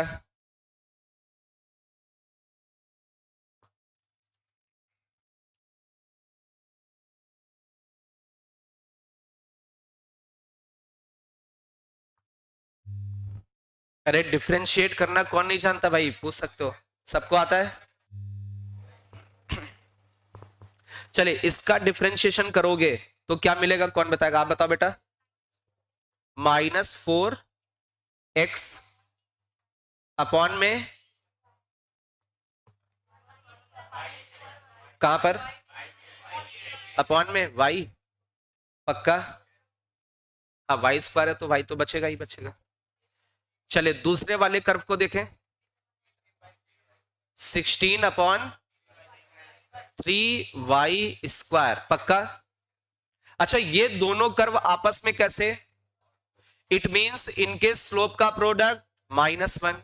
तो first वाले का slope -4x upon a square y, बेटा आपस में डिस्कस नहीं, इनटू सेकेंड वाले का slope 16 upon 3y square that is equal to कितना, -1। चलिए इसमें कुछ देख लेते हैं सिंप्लीफाई करके। -4 और 16 मल्टीप्लाई होकर के माइनस का 64 x बचेगा, और ये सब उधर चले जाएंगे 3a² y³।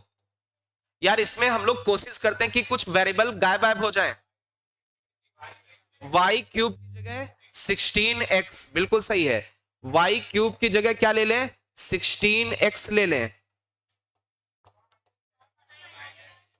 यहां पर भी माइनस माइनस चला जाएगा। चलिए, तो x से x चला गया, a² की वैल्यू कुछ बचेगी, a² की वैल्यू 4/3, तो a की वैल्यू ±2/√3, ये आपका a आ चुका है। ऐसे ही आपका उसमें एनसीईआरटी में था k² = 1/8, पता नहीं कुछ ऐसा था, बिल्कुल सेम इसी तरीके का क्वेश्चन था। तो इस तरीके के क्वेश्चन जेईई मेंस में आ सकते हैं आपके, ठीक है। चलिए एक और क्वेश्चन लेते हैं, स्पीड में लिखो भाई।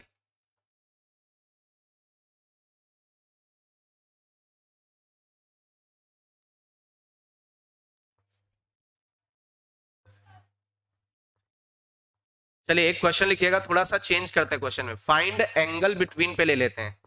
Find angle between the curve, find angle between the curve y² = 4x and y = e की पावर -x/2, e की पावर -x/2।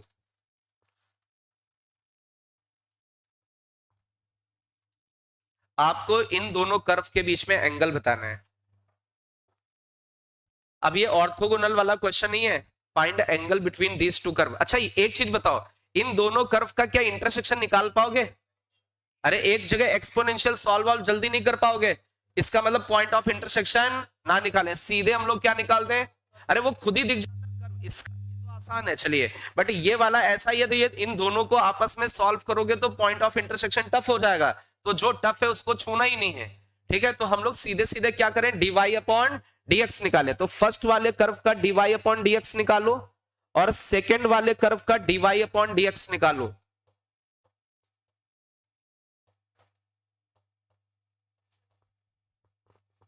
दोनों कर्व का dy/dx निकालें।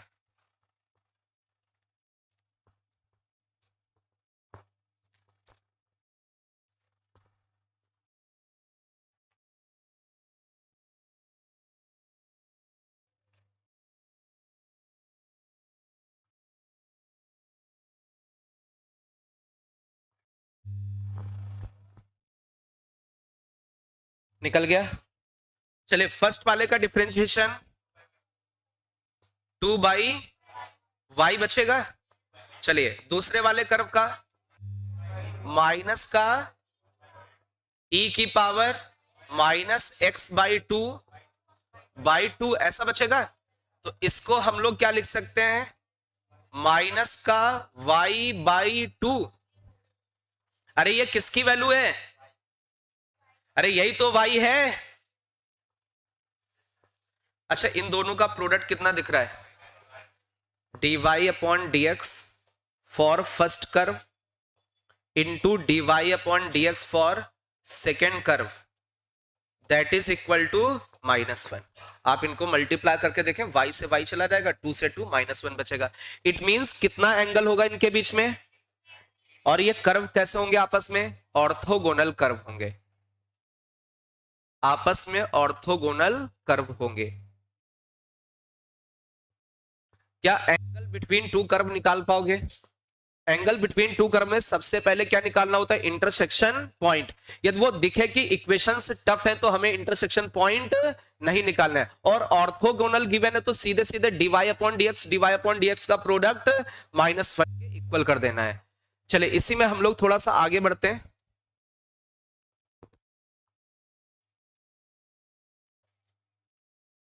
एक वर्ड है टेंजेंट, दूसरा वर्ड है नॉर्मल,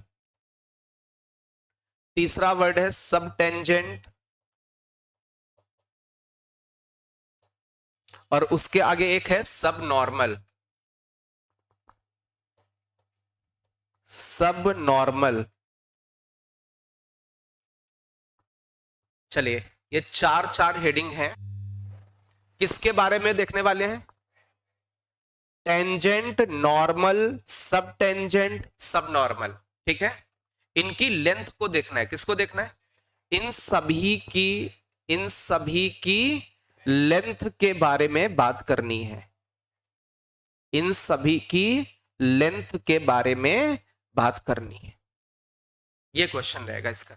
तो ये टाइप दूसरी वैरायटी का आ गया। कौन सा? Type number 10।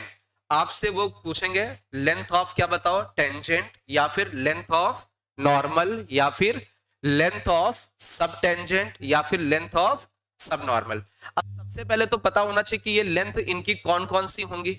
ये सब नॉर्मल क्या होगा, सब टेंजेंट क्या होगा, उसकी कितनी लेंथ होगी, तो उसको हम लोग समझने की कोशिश करते हैं। जैसे ये कौन सा एक्सिस है? ये एक्स एक्सिस, और ये कौन सा? Y axis. X axis, y axis, ये एक कर्व बना लेते हैं। ये इस जगह पर ऐसे कोई कर्व बना लिया। अब कोई भी कर्व हो सकता है। इसके ऊपर एक पॉइंट ले लिया, पी पॉइंट। ऐसे पी पॉइंट ले लिया, कोई पी पॉइंट होगा, मान लीजिए x1 कॉमा y1। एक पी पॉइंट लिया इसके ऊपर, कौन सा? x1 comma y1। इसके ऊपर हम लोग एक टेंजेंट ड्रॉ करते हैं। एक टेंजेंट ड्रॉ करें इस पी पॉइंट पर। तो टेंजेंट को ड्रॉ करोगे तो ये टेंजेंट बनेगी, और एक्स एक्सिस को कहां पे कट कर रही है? किसी ए पॉइंट पर, किसी ए पॉइंट पर। ये अब मेरी बात समझना, ये जो P से लेकर के A के बीच की जो डिस्टेंस है, इसी को एक्चुअल में हम लोग क्या बोलेंगे? Length of tangent. इस PA को हम लोग क्या बोलेंगे? PA को बोलेंगे लेंथ ऑफ, किसकी लेंथ? टेंजेंट की लेंथ। चलिए, अब इसके आगे हम लोग बढ़ते हैं। अच्छा, क्या नॉर्मल का मतलब समझते हो? नॉर्मल हमेशा किसके परपेंडिकुलर? टेंजेंट के। तो नॉर्मल, ये आपका नॉर्मल होगा, और normal is perpendicular to tangent. ये नॉर्मल आया, इसने एक्स एक्सिस को कहीं पे कट किया, और किस जगह पर कट किया? मान लेते हैं किस पॉइंट पर? बी पॉइंट पर इसने कट किया। तो उसी पी पॉइंट पर हमने किसको ड्रॉ किया? नॉर्मल को। और नॉर्मल ने एक्स एक्सिस को कहां पर कट किया? बी पर कट किया। तो ये जो पी और बी के बीच की डिस्टेंस होगी, पी और बी के बीच की डिस्टेंस, इसी डिस्टेंस को हम लोग क्या बोलेंगे? Length of normal. तो P और B के बीच की जो डिस्टेंस होगी, इसको क्या बोलेंगे? Length of normal. ये बात समझ में आ गई सभी को? मींस वो जो जिस पॉइंट पर टेंजेंट को ड्रॉ किया, उस पॉइंट से जहां पॉइंट ऑफ इंटरसेक्शन था एक्स एक्सिस पर, वो लेंथ क्या कहलाएगी? Length of tangent. जिस पॉइंट पर नॉर्मल ड्रॉ किया, उस पॉइंट से जहां पर एक्स एक्सिस को कट किया, उन दोनों पॉइंट के बीच की डिस्टेंस को क्या बोलोगे? Length of normal. ये बात समझ में आई? चलिए, अब यहीं से हम लोग एक परपेंडिकुलर ड्रॉ करते हैं। यहां से एक परपेंडिकुलर ड्रॉ करें। यदि हम लोग एक्स एक्सिस पर परपेंडिकुलर डालें, तो ये एक पॉइंट मिला M। अब बहुत ध्यान से देखना, ये जो PA दिख रहा है, PA किसकी लेंथ है? इसकी शैडो देखो कहां पर बनेगी? एक्स एक्सिस पर। कितनी लेंथ बनेगी शैडो वाली? कितनी लेंथ बनेगी? बहुत ध्यान से देखो, क्या ये लेंथ ऑफ शैडो है? किसकी लेंथ ऑफ शैडो है? टेंजेंट की। तो जो लेंथ ऑफ शैडो होती है, उसी को हम लोग क्या बोलते हैं? सब टेंजेंट। तो ये जो सब टेंजेंट होगी, कौन सी डिस्टेंस हो जाएगी? AM। AM क्या होगा? लेंथ ऑफ क्या हो जाएगा? सब टेंजेंट। एक्चुअल में सब टेंजेंट एक्चुअल में क्या है? शैडो की लेंथ। किसके शैडो की लेंथ? टेंजेंट के। तो यहां पर ये लिख लेना कि length of shadow, length of shadow of tangent. ये बात समझ में आ गई? चलिए, इसके बाद देखें, क्या नॉर्मल आपको दिख रहा है? अच्छा, नॉर्मल की शैडो एक्स एक्सिस पर, नॉर्मल की शैडो किसके ऊपर? एक्स एक्सिस के ऊपर। एक्स एक्सिस के ऊपर देखना, तो ये नॉर्मल है, नॉर्मल की शैडो एक्स एक्सिस पर क्या ये लेंथ बनेगी? और ये लेंथ कौन सी है? MB या BM बोल दें? BM। तो ये this is the length of sub normal. क्या बोलोगे? सब नॉर्मल। ये सब नॉर्मल की लेंथ हो जाएगी। तो सब नॉर्मल का मतलब क्या होगा? Shadow of normal on the X axis. आ रही बात समझ में? पहले तो इतना लिखो, फिर आगे हम लोग बढ़ते हैं। इसको इतना लिखें भाई स्पीड में।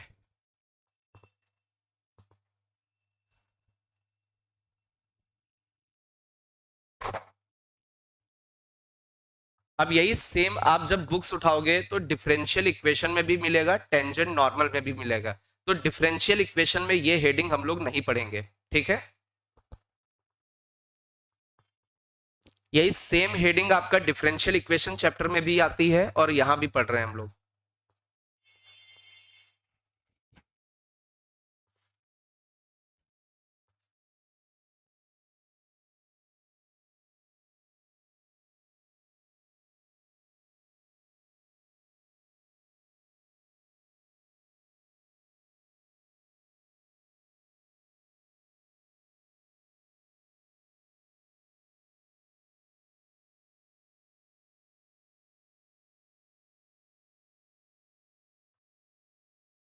स्पीड में लिखो भाई।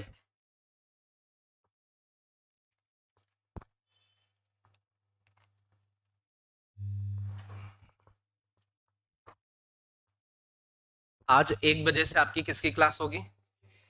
फिजिक्स की क्लास होगी, ठीक है। हाँ, नहीं है, तीनों क्लासेस इसमें लगी हुई हैं, है ना। तो केमिस्ट्री, मैथ्स और कुछ टेस्ट की टाइमिंग भी है, ठीक है। लेकिन ये टाइमिंग क्यों चेंज की गई है वो मुझे पता करना है, ऐसा बच्चे डिस्टर्ब हो जाएंगे। अभी इसीलिए अनाउंस नहीं कर रहे हैं, इसीलिए हम आपको अनाउंस नहीं कर रहे हैं, पहले हम देख लेंगे जाके फिर announce करेंगे किसके पीछे क्या लॉजिक भी है, ऐसा क्यों कर दिया।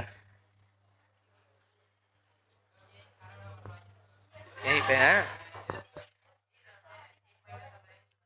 खाना कौन बनाएगा?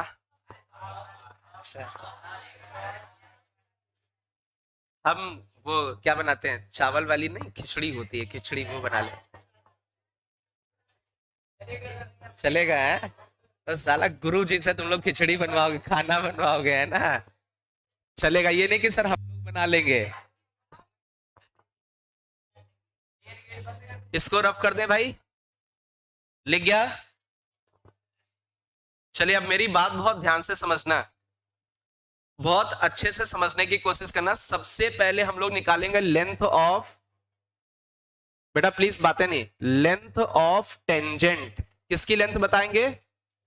टेंजेंट की। अच्छा, लेंथ ऑफ टेंजेंट किसके इक्वल है? किसके बराबर? किसके किसके बीच की डिस्टेंस? P और A के बीच की डिस्टेंस। अब मेरी बात बहुत ध्यान से अच्छे से समझना, ये टेंजेंट आपको दिख रहा है, इस टेंजेंट ने, बहुत अच्छे से समझो, एक्स एक्सिस के साथ कितना एंगल बनाया? थीटा। तो इस टेंजेंट का स्लोप कितना हो गया? tan theta. ये बात समझ में आई? अब ये वाली जो लेंथ है P से M के बीच की जो डिस्टेंस है, ये कितनी है? कितनी होगी? y कोऑर्डिनेट के बराबर होगी। अरे बोलो भाई, तो y कोऑर्डिनेट के बराबर होगी, मतलब मॉड y लिख दें, जो पॉइंट है उसके y कोऑर्डिनेट के बराबर होगी, लेकिन लेंथ है इसलिए मॉड लगाना पड़ेगा। तो ये वाली लेंथ आपकी कौन सी हो गई? Mod y। अच्छा, आपको लेंथ कौन सी फाइंड करनी? ये वाली। क्या एक ये छोटा सा राइट एंगल ट्रायंगल दिख रहा है? इस राइट एंगल ट्रायंगल में ये कौन है? परपेंडिकुलर। और ये कौन है? हाइपोटेन्यूस। तो परपेंडिकुलर और हाइपोटेन्यूस साइन, हम लोग थोड़ा सा कॉसेक का यूज कर ले, कॉसेक का यूज कर सकते हैं, क्योंकि साइन वाले में हम लोग टेन को कन्वर्ट करना, टेन में लाना बहुत मुश्किल होता है। साइन को टेन में लाना थोड़ा मुश्किल, कॉसेक को टेन में लाना आसान है। आ रही बात समझ में? तो हम लोग इस वाले में किसकी वैल्यू लगा लें? कॉसेक की। अच्छा, कॉसेक थीटा, कॉसेक थीटा किसके बराबर हो जाएगा? किसके बराबर? P A upon mod Y. पक्का? P A upon mod Y हो जाएगा। क्या यहां से पी ए निकल के आएगा? जो पी ए की वैल्यू आएगी वो क्या आ जाएगी? Mod y into cosec theta. ये बात समझ में आई? अच्छा, कॉसेक थीटा को हम लोग चेंज करने वाले d y upon d x में। किस में चेंज करने वाले? अब मेरी बात समझना, we know that tan theta को हम लोग क्या लिख सकते हैं? D y upon d x. तो अच्छा ये बताओ, d x upon D y को कॉट थीटा लिख सकते हैं? अरे बोलो भाई, ये d y upon d x को टेन थीटा, तो d x upon D y को कॉट थीटा। क्या कॉसेक को कॉट में कन्वर्ट कर सकते हैं? क्या फॉर्मूला होगा? 1 plus cot square theta. Root के अंदर हो जाएगा। चलिए इसमें हम लोग रख के देखें तो मॉड वाई रूट के अंदर 1 प्लस कॉट स्क्वायर का मतलब D x upon D Y का whole square. This is the length of tangent. किसकी लेंथ है? टेंजेंट की लेंथ। और ये फॉर्मूला आपको याद होना चाहिए। लिख लो भाई स्पीड में।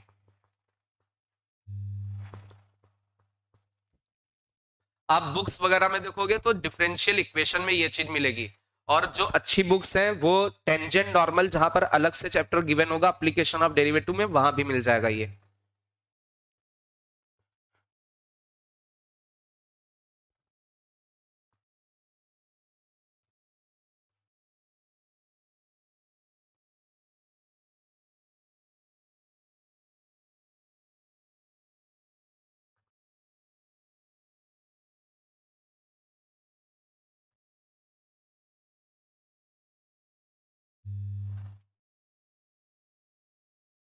अच्छा, जैसे कोई भी आपका अब जो भी टेस्ट सीरीज का टेस्ट होगा उसमें चैप्टर्स और भी होंगे, ठीक है? हम्म? नहीं है? नहीं, ऐसा तो नहीं, इसमें तो लिखा है कुछ। वही मैं अभी आपको, आप लोग जाना नहीं, मैं अनाउंस कर दूंगा, कोई कंफ्यूजन ना रहे, इसलिए हमने कुछ अनाउंस नहीं किया है, ठीक है? कोई भी अनाउंसमेंट इसमें नहीं है, फर्जी की टाइमिंग चेंज नहीं करनी हमें कोई।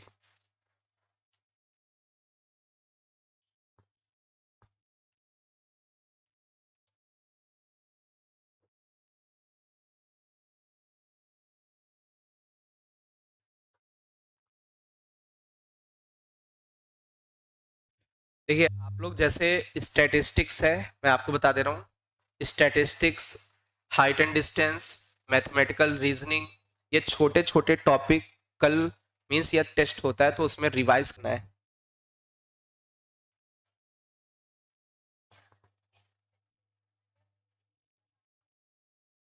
घूर के देख दिया ना, अभी चल रहा है ना?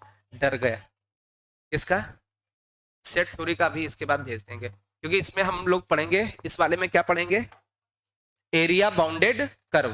क्यों? एक क्वेश्चन पक्का आएगा और ज्यादा बड़ा चैप्टर नहीं है, और वो श्योर एक क्वेश्चन आएगा तो उसको छोड़ना नहीं है। मींस 100% एक क्वेश्चन आएगा, कहां से? एप्लीकेशन ऑफ इंटीग्रेशन से। तो उसको अभी हम लोग कंप्लीट करेंगे, ठीक है? चलिए, लेंथ ऑफ टेंजेंट समझ में आ गया। चलिए इसी के आगे आप लोग हेडिंग डालिएगा लेंथ ऑफ नॉर्मल। सभी लोग हेडिंग डालिएगा लेंथ ऑफ नॉर्मल। बेटा बातें नहीं, सभी लोग हेडिंग डालें लेंथ ऑफ नॉर्मल। अच्छा अभी बहुत ध्यान से मेरी बात समझो बेटा, ये एंगल कितना हो जाएगा?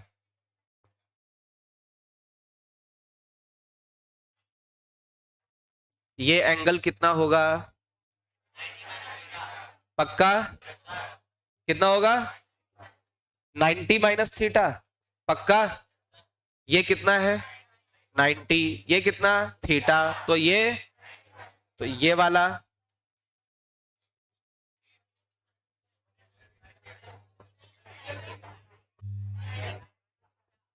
कितना हो जाएगा? पक्का? 90 प्लस थीटा। समझ में आ रहा है? अरे बोलो भाई। अब इतनी तो बात समझ सकते हैं ना, कि इतनी बात नहीं समझ में आ रही है कि ये जीरो, ये कितना? जीरो नहीं, ये थीटा, ये 90, तो ये 90 माइनस थीटा, तो ये बचा। अरे क्या बचा? 90 प्लस थीटा। पक्का? चलो भाई, अब मेरी बात समझना बहुत ध्यान से, प्लीज बेटा बातें नहीं। इस जगह पर हम लोग इसको क्या लिख रहे हैं? 90 माइनस थीटा। मुझे कौन सी लेंथ चाहिए? ये वाली लेंथ चाहिए। कौन सी? पीबी। और गिवन कौन सी है? पीएम। तो ये वाला एंगल हम लोग ले लें। ये एंगल क्या बनेगा? हम लोग कुछ लें, ये वाला एंगल, और ये निकालना है। इसके सामने, जस्ट सामने कौन होगा? परपेंडिकुलर। और ये क्या हो जाएगा? हाइपोटेन्यूस। अच्छा ये एंगल कितना हो जाएगा? ये वाला थीटा हो जाएगा। अरे ये 90 माइनस थीटा, ये 90, ये थीटा। अभी सही है। यदि ये थीटा है तो ये क्या हो जाएगा? बेस। और ये क्या हो जाएगा? हाइपोटेनियस। बेस और हाइपोटेनियस में क्या रिलेशन होगा? कॉस का या सेक का? तो हम लोग यहां पर ले लेते हैं सेक थीटा। सेक थीटा क्या हो जाएगा बेटा, हाइपोटेन्यूज कितना बेटा, पीबी, अरे बोलो भाई, अपॉन बेस कितना हो जाएगा, मॉड वाई। आ रही बात समझ में? तो यहां से पीबी की वैल्यू निकल के आ जाएगी, PB that is equal to mod y into sec theta को क्या लिख सकते हो, under root of 1 plus tan square theta लिख सकते हो। अरे बोलो भाई, तो टेन स्क्वायर थीटा को हम लोग क्या लिख सकते हैं, टेन स्क्वायर थीटा को डीवाई अपॉन डीएक्स का होल स्क्वायर, तो mod y under root of 1 plus dy upon dx का होल स्क्वायर। चलिए स्पीड में इसको लिख लें, ये लेंथ ऑफ नॉर्मल हो गई, लेंथ ऑफ नॉर्मल। स्पीड में लिख लो भाई, सभी लोग स्पीड में लिख लें। अच्छा, क्या ये दोनों रिजल्ट लगभग एक जैसे हैं, क्या ये दोनों रिजल्ट लगभग एक जैसे, बताओ भाई, दोनों में मॉड वाई दिख रहा है, बस टेंजेंट में डीएक्स अपॉन डीवाई का स्क्वायर, तो इसमें नॉर्मल में डीवाई अपॉन डीएक्स का। टेंजेंट वाले में किसका स्लोप, नहीं माइनस, माइनस भी होना चाहिए, हाँ माइनस भी लगा, स्क्वायर कर दो। टेंजेंट वाले में किसके स्लोप का यूज, नॉर्मल का, और नॉर्मल वाले में टेंजेंट वाले के स्लोप का स्क्वायर है। आ रही बात समझ में? चलिए इसी में अब हम लोगों को किसकी लेंथ बतानी है, लेंथ ऑफ सब टेंजेंट।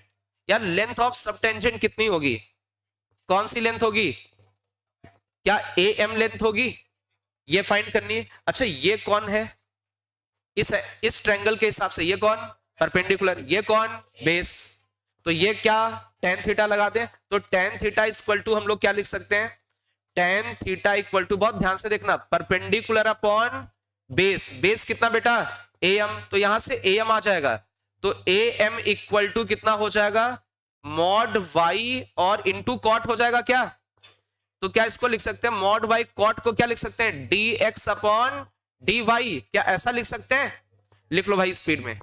तो ये इसमें हेडिंग डाल लेना, लेंथ ऑफ टेंजेंट सब tangent, this is the length of sub tangent,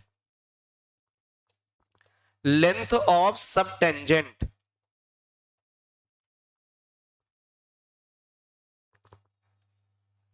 length of sub tangent. अच्छा सब टेंजेंट वाले में dx अपॉन dy यूज हो गया, तो सब नॉर्मल में dy अपॉन dx यूज हो जाएगा। आप डायरेक्टली भी लिख सकते हो, mod y dy upon dx सब नॉर्मल की लेंथ होगी, लेकिन अभी डिराइव करके भी देख लेते हैं।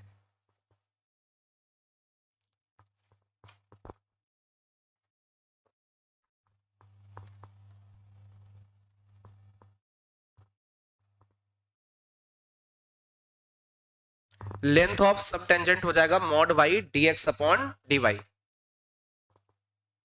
ये वैल्यूज आपको याद होनी चाहिए,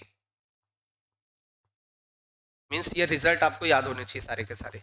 अच्छा सब नॉर्मल का देखें, अच्छा सब नॉर्मल वाली लेंथ कौन सी, ये वाली, इस ये वाली लेंथ निकालनी, और ये वाली लेंथ पता है, ये एंगल है, तो यहां पर हम लोग क्या लगा ले, कॉट लगा ले, कॉट थीटा इक्वल टू, या टेन भी लगा लो चल जाएगा, कॉट थीटा इक्वल टू क्या हो जाएगा, ये मॉड वाई अपॉन में कितना हो जाएगा, एम बी या बी एम लिख दें, तो यहां से बी एम की वैल्यू आ जाएगी, बी एम की वैल्यू क्या आ जाएगी, mod y into tan theta हो जाएगा, तो यार ये बचेगा मॉड वाई टेन थीटा की जगह d y upon d x. क्या ये दोनों लगभग एक जैसे हैं भाई, ये दोनों एक जैसे, दोनों में मॉड वाई, सब टेंजेंट में d x upon D y, तो सब नॉर्मल में d y upon d x. लिख लो भाई, length of sub normal, sub normal की लेंथ है ये आपकी सब नॉर्मल की लेंथ हो गई। क्या हो गया बेटा, किस चीज की, मेंस की डेट कब आई थी, अच्छा ये मत सोचो कब आई थी, आप पढ़ाई करो, जितना पढ़ा है अच्छे से पढ़ाई करो, है ना, कब आई थी कब पेपर है सब छोड़ो, अच्छे से जितना पढ़ा है उसको अच्छे से रिवाइज करो भाई बस। तो मेरी बात समझो, मैथ्स में यार मैथमेटिकल रीजनिंग का एक क्वेश्चन समझना, स्टैटिस्टिक्स का, height and distance, area bounded curve, समझते रहना, टेंजेंट नॉर्मल, ठीक है, टेंजेंट नॉर्मल, कोऑर्डिनेट के 3 या 4 क्वेश्चन, हम तो 3 मान के चल रहे, 1-2 गलत हो गए, है ना, ये हो गए। अब कुछ एक दो चैप्टर और भी, matrix, determinant, vector, 3D PD जो भी है ना, 3-4 क्वेश्चन और, 4 3 7 2 9 3, इतने में कितना परसेंटाइल बनेगा? 50%। मेरी बात समझे, 25 में से आप यदि कर पाते हैं 13 या 14 क्वेश्चन कर पाते हैं तो 98 परसेंटाइल बनेगा मैथ्स में। इट मींस थोड़ा सा आप और हल्का सा इंप्रूव कर लो तो 99 के क्रॉस पहुंच जाओगे। तो ये चैप्टर्स देख लो भाई, कितना आपको परसेंटाइल दिला सकते हैं। अरे भाई समझ रहे हो?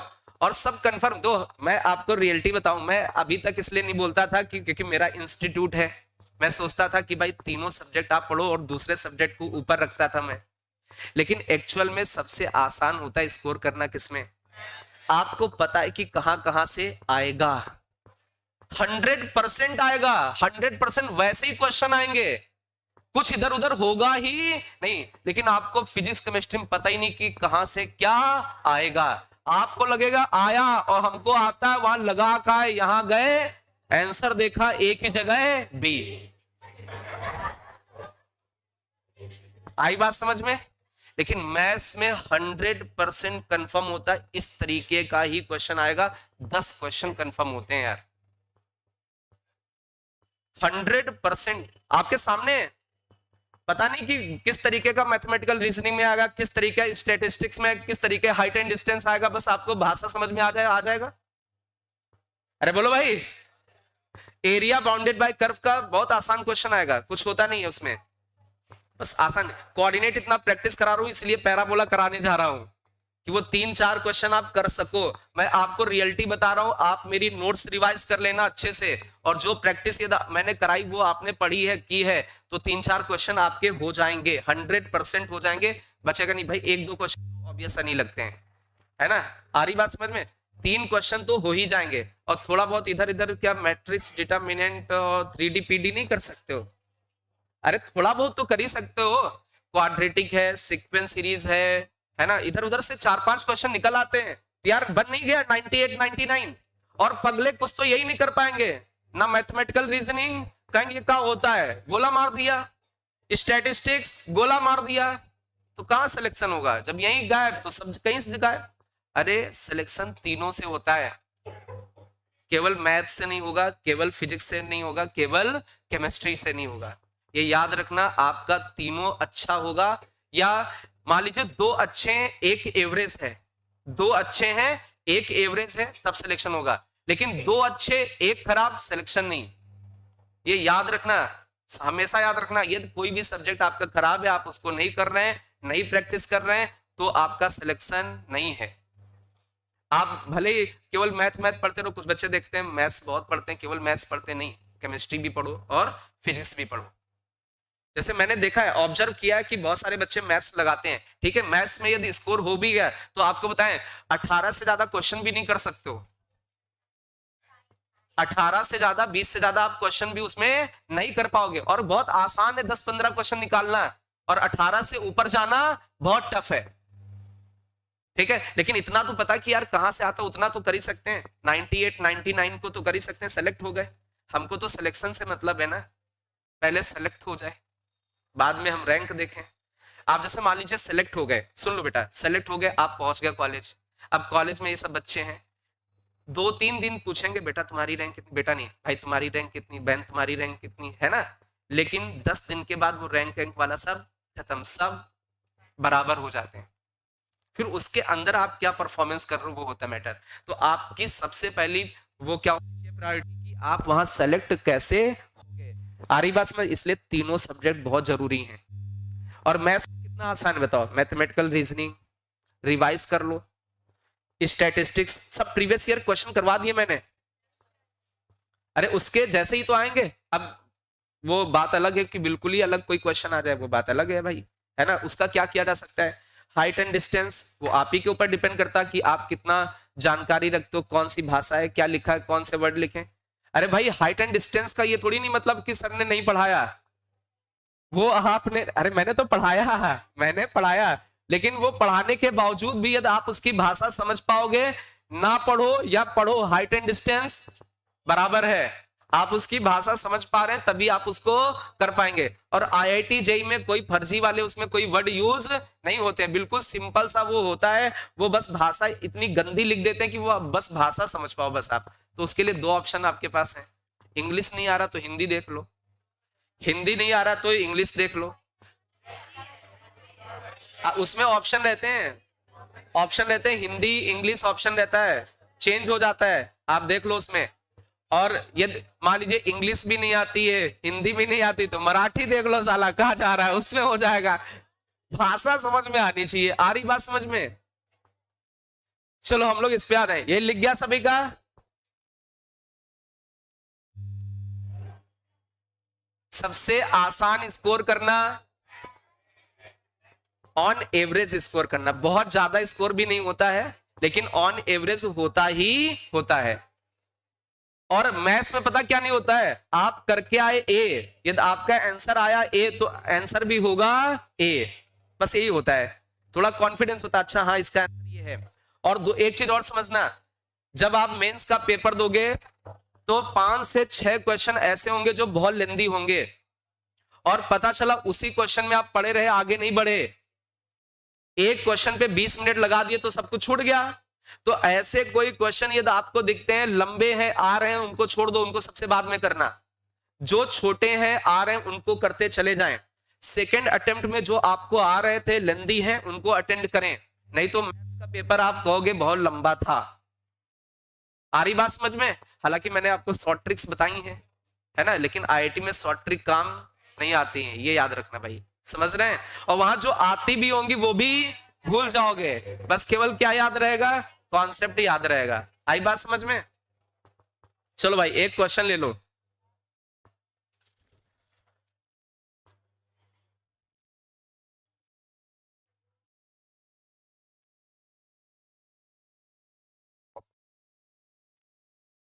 बेटा बातें नहीं, बातें ना करें। Find length of, find length of sub tangent to the curve, y equal to e की पावर में x by a is constant या इज, ये आपको फाइंड करना है। और इसका आंसर मैं लिख दे रहा हूं, ए ऑप्शन में a है, बी ऑप्शन में a स्क्वायर है, सी ऑप्शन में a/2 है, डी ऑप्शन में नन ऑफ दीज है। ये गलत स्पेलिंग लिख गई, टेंट लिख गया है।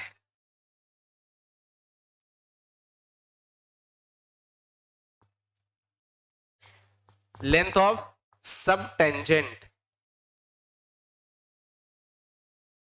Length of sub tangent,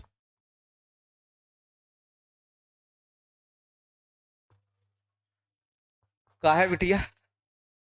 length of sub tangent. चलिए मेरी बात बहुत ध्यान से समझो। अच्छा एक चीज समझो बेटा, सबसे पहले मेरी बात समझो, इसमें एक लफड़ा है, इस क्वेश्चन में एक लफड़ा। इधर सुनो, आपको कर्व की इक्वेशन गिवन है, क्या कर्व के ऊपर पॉइंट पता है? पता ही नहीं है तो यार वो तो किसी पॉइंट के रेस्पेक्ट में लेंथ होती है ना। तो अब मेरी बात समझो, ये क्वेश्चन ऐसा है जिसमें यदि पॉइंट नहीं दिया तो इस कर्व पर कोई भी पॉइंट ले लोगे, उस पॉइंट से किसकी लेंथ निकालोगे?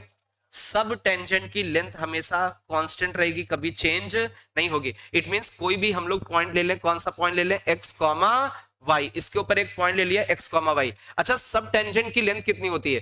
लेंथ ऑफ सब टेंजेंट कितना होता है? मॉड वाई, और इसमें d x upon D y ये होता है।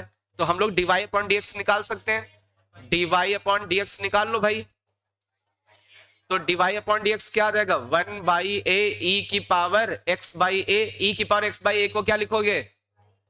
क्या लिखोगे? वाई लिखोगे। अरे बोलो भाई, तो ये बचा कितना, इसमें रख दो, ये वैल्यूज रख दीजिए इसमें। तो ये बचा कितना, लेंथ की वैल्यू आ गई mod y d x upon D y की वैल्यू ए बाई वाई। अरे बोलो भाई, तो वाई से वाई चला गया, क्या बचा? ए बचा, लेंथ है वो तो पॉजिटिव रहेगा, माइनस का लफड़ा ही नहीं लेना, लेंथ है वो तो प्लस में ही लेना है ना। तो ए यदि पॉजिटिव है तो ए, माइनस में होगा तो माइनस ए, या मॉड लगा दो। आ रही बात समझ में? तो कौन सा ऑप्शन करेक्ट हो गया? ए। मींस इस कर्व पर कहीं पर भी कोई पॉइंट ले लो, उस पॉइंट से किसकी लेंथ निकालो, लेंथ ऑफ सब टेंजेंट कभी भी चेंज नहीं होगी, हमेशा कितनी आएगी? ए आएगी। इतनी बात समझ में? मींस उसी हिसाब से ए वेरी करता रहेगा, उसी हिसाब से लेंथ ऑफ सब टेंजेंट आती रहेगी। क्या इस तरीके के क्वेश्चंस कर पाओगे? बस आपको वैल्यूज कहां पर पुट कर देनी? फॉर्मूले में। तो इसके कोई क्वेश्चन इंपॉर्टेंट नहीं है। आज इतने ही रखे हम लोग, ठीक है। देखो कितने खुश हो जाते, 5 मिनट पहले छोड़ दो। 1 बजे से किसकी क्लास है? फिजिक्स। अभी जाना नहीं, कुछ अनाउंसमेंट है वो हम आपको बता दें, है ना। बिटिया इसको बता करो।